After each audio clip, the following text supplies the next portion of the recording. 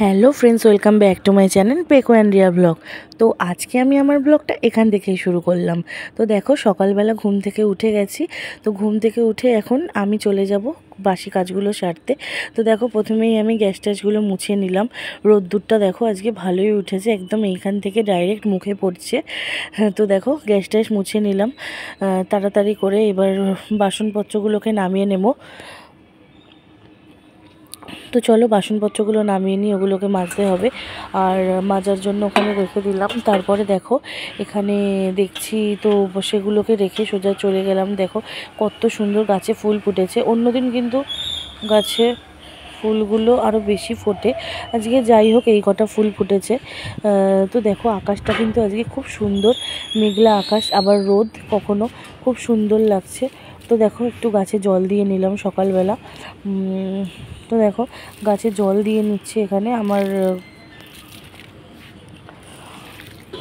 Aloe vera গাছটাতেও একটু জল দিয়ে নিলাম।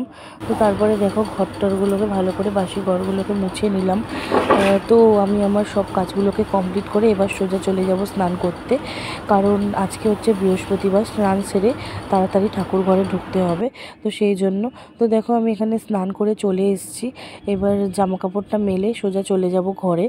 তো তারপরে দেখো, ওখান থেকে আমি আজকে বললাম, তো দেখো আমি এখানে সূর্যকে প্রণাম করে নিলাম। তো তারপরে এখান থেকে চলে যাব সোজা ঠাকুর ঘরে।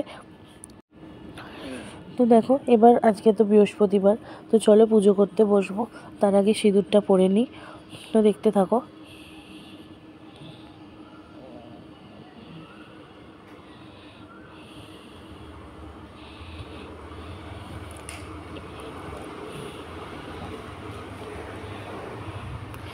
আর আমি কিন্তু আমার এই সিঁদুর কৌটোর পেছনের এই জায়গাটা দিয়েই কিন্তু আমি টিপটা পরি। দেখো, দেখতে পাচ্ছ কত সুন্দর টিপটা পরলাম। আমি সিঁদুর পরার পর ওইটা দিয়েই আমি টিপটা পরে নিই। হ্যাঁ, তো দেখো, এমনি সময় কিন্তু আমি সিঁদুরটা পরতে পারি না, কারণ হচ্ছে কি যে শীতেতে প্রচণ্ড চুলকায়। তো আজকে বৃহস্পতিবার যেহেতু, তাই একটু সিঁদুর পরলাম। আর এদিকে আমি দেখো ঝুড়ি নিয়ে চলে এসেছি ফুল তুলতে। তো যে কটা ফুল ফুটেছে আমি সব কটা তুলে নেব। কি বলবো, অন্যদিন অনেক অনেক প্রচুর ফুল ফোটে, আজকে একটু কম ফুটেছে। তো যাই হোক, এই ফুলগুলো দিয়ে আমি দেখি কি করি। আজকে তো বৃহস্পতিবার, ফুল তো আনতেই হবে। যাই হোক, ফুলগুলো তুলে ততক্ষণ চলে যাই। তো দেখো, এক ঝুড়ি প্রায় ফুল ফুটেছে, কত সুন্দর দেখতে লাগছে। যতই হোক, গাছের ফুল খুব ভালো লাগে। তোমরা তো জানো, মায়ের বাড়িতে দেখিয়েছি কত ফুল আছে। আমার তো একটাই গাছ, এইটুকুই ফুল হয়।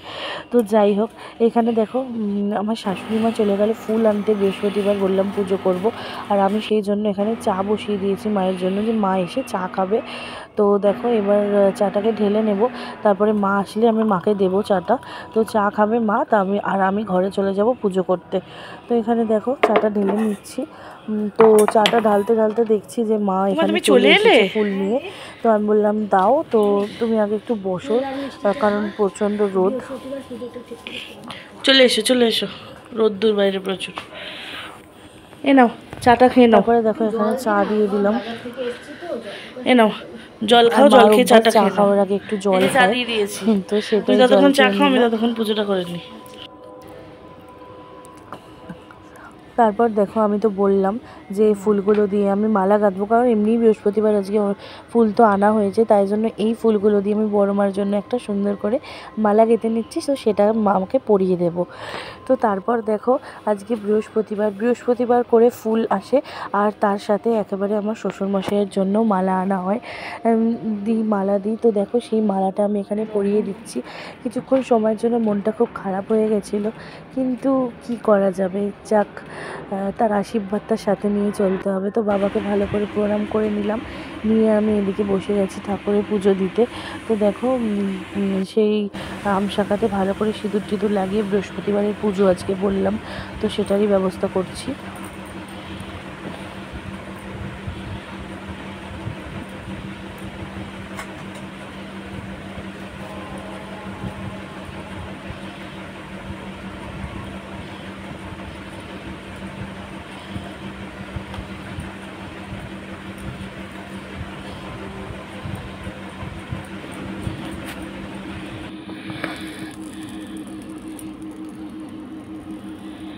চলো, ধূপ প্রদীপ জ্বালানো হয়ে গেছে, এবার আমি পুজোটা কমপ্লিট করে নিই। তো দেখতে থাকো তোমরা। তবে এখানে একটা জিনিস দেখাই, এই দেখো আমার মা লক্ষ্মীকে কত সুন্দর সাজিয়ে নিয়েছি।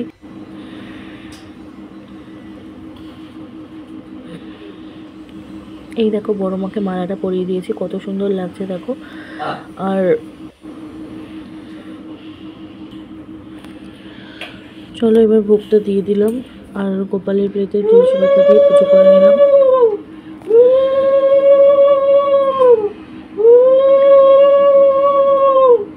প্রতি বৃহস্পতিবারের ব্রতকথা।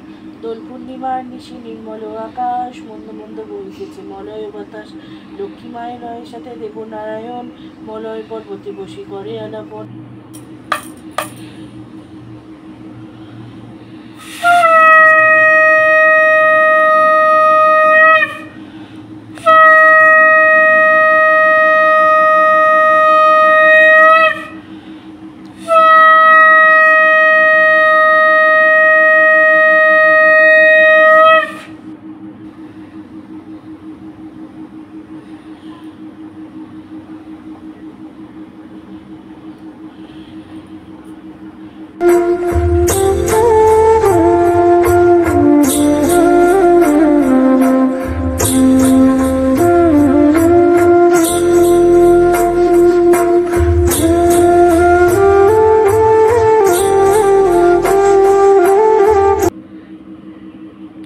তো দেখো ঘরে পুজো দেওয়ার পর আমি এখানে তুলসী মঞ্চের কাছে চলে এলাম। তো এখানে এসে আমি এখন তুলসী গাছটাকে ভালো করে, মঞ্চটাকে ভালো করে ধুয়ে দিলাম। তো তারপর জল ঢেলে এখানে পুজো করে নেব। তো আমি একটু ফুল মিষ্টি ধূপ এনেছি, সেটা দিয়ে এখন তুলসী মঞ্চের এখানে পুজো দেব। তো সেটা দেখতে থাকো তোমরা।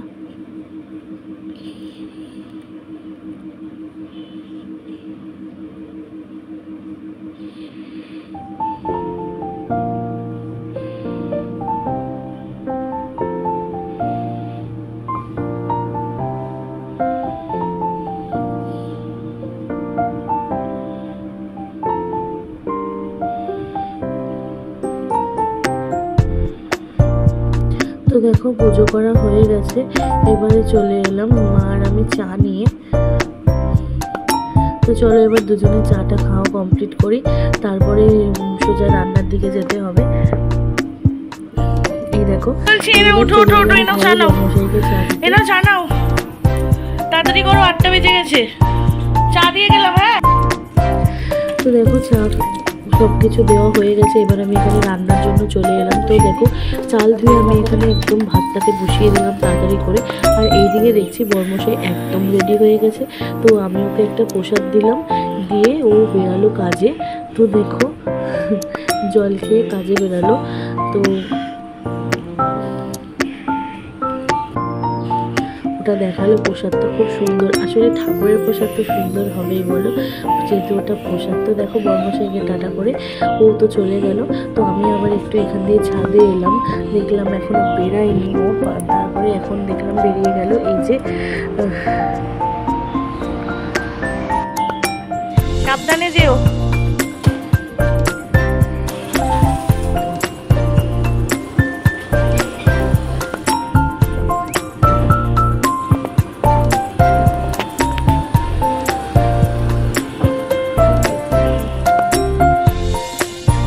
দেখো বরমাসি তো ওখান দিয়ে চলে গেল। এখানে মা বললো যে আমি আলুগুলো কেটে দিই।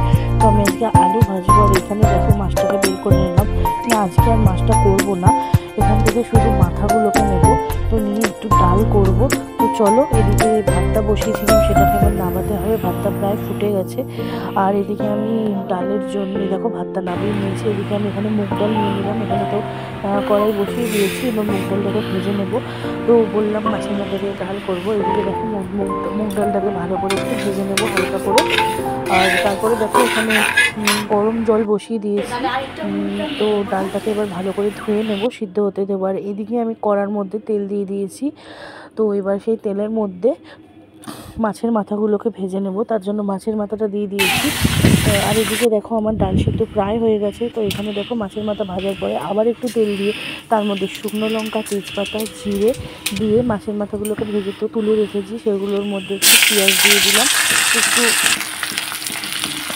একটু রসুন, একটু আদা বাটা দিয়ে নুন দিয়ে নুন, হলুদ, লঙ্কার গুঁড়ো দিয়ে ভালো করে একটু ভাজা ভাজা করে নেবো। তো দেখো এটা এদিকে ভাজা হতে থাক। তো এটা যতক্ষণ ভাজা হচ্ছে তার মধ্যে এবারে ভাজা হয়ে গেলে একটু লাল লাল হবে, দেখো ততক্ষণ না পেঁয়াজটা নরম হয় ততক্ষণ একটু ভেজে নেব। তারপরে ভেজে রাখার মধ্যে এবারে আমি মাছের মাথাগুলোকে দিয়ে দিলাম। তো দেখো মাছের মাথাগুলোকে দেওয়ার পরে সেটাকে একসাথে মশলা দিয়ে কষাবো।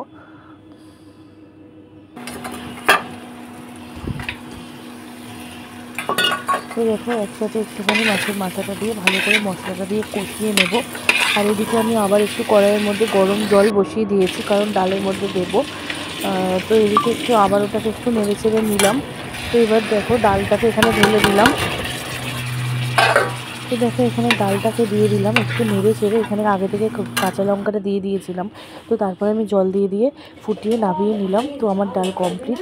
আর এইদিকে দেখো মা এখানে বসেছে একটা হাবিজাবি জিনিস, মানে যেগুলো ফেলে দেওয়ার মতো সেগুলোকে ফেলতে হবে সেটা নিয়ে। আর এখানে আমি তার সাথে করবো আজকে আলু ভাজা। তো দেখো আলু পোস্ত ভাজা হয়ে গেছে। আজকে বেশি কিছু না, একদম সিম্পলি রান্না করেছি, মাছের মাথা দিয়ে ডাল আর তার সাথে হচ্ছে ভাত আর আলু ভাজা। তো চলো আমার কিন্তু রান্না কমপ্লিট হয়ে গেছে। এইবার দেখো আর আলু ভাজাটা দেখতে কত সুন্দর লাগছে, তাই না? আমরা কিন্তু এরকম, তোমরা কিন্তু কারা কারা এরকম আলু পোস্ত ভাজা খেতে ভালোবাসো সেটা কিন্তু জানিও। আর এই দেখো এইবার দুপুরবেলা সবাই আমরা একসাথে খেতে বসে গেছি।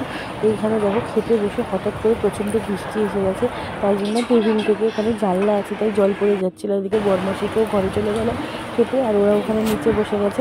আমি আমার থালাটা নিয়ে খেয়ে নিলাম। তো খাবো কি, তার আগে তো মাথায় চিন্তা যে কখন একটু বৃষ্টিতে ভিজবো। মানে আমার না এরকম বৃষ্টিতে ভিজতে প্রচণ্ড ভালো লাগে। তো ছাদে দেখো ছাতা নিয়ে চলে এলাম, যেমন কথা তেমন কাজ, আর তো থাকতে পারলাম না ঘরে। তো দেখো বৃষ্টির মধ্যে এখানে প্রচণ্ড বকা দিচ্ছিলো মা যে না তুই ভিজবি না, ঠান্ডা লাগবে। আমি বললাম ঠিক আছে আমি একটু ছাতা নিয়ে তো ঘুরে আসি। তো যাই হোক আজকের মতো ভিডিওটা আমি এখানেই শেষ করছি। যদি তোমাদের আমার ভিডিও ভালো লেগে থাকে প্লিজ আমার চ্যানেলটাকে সাবস্ক্রাইব করে লাইক করে আমার পাশে থেকো। টাটা।